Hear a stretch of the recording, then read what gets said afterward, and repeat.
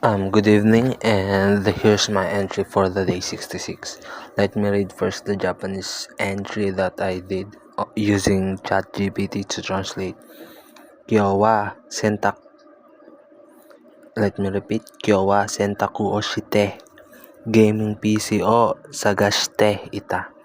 So that's my entry for today. And looking back or listening to the previous video that I record, I tend to beat around the bush, so I said the same thing multiple times, 3 times to be exact. So looking back, I don't want to do that anymore. And right now, I did my laundry. I'm planning to do that once I got back home on my um, rest day, Wednesday, and I just got my body is still sore, but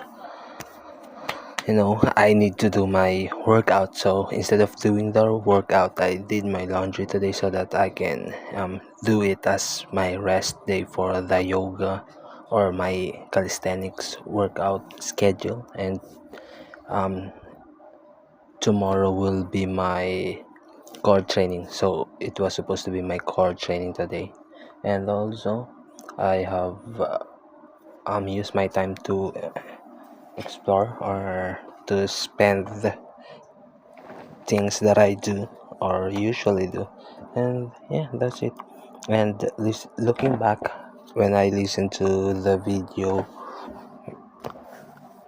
not my video, but when I spend my time, I realized that I've been doing the same thing over and over again, and I wanna do something different. I wanna be comfortable, but at the same time, exploring to the things that I want to do for myself and for my growth. And I watched this video about dopamine or something like that. So essentially, um, he stated that when you do the same thing over and over again, it's no longer give you the pleasure that you're seeking, but um, when you're not doing it, you tend to get lower dopamine. So you do the things that you usually do, not because you're looking for that dopamine release, but rather so that your dopamine level wouldn't become lower. Or you do things not because it makes you happy, you do things to not make you sad.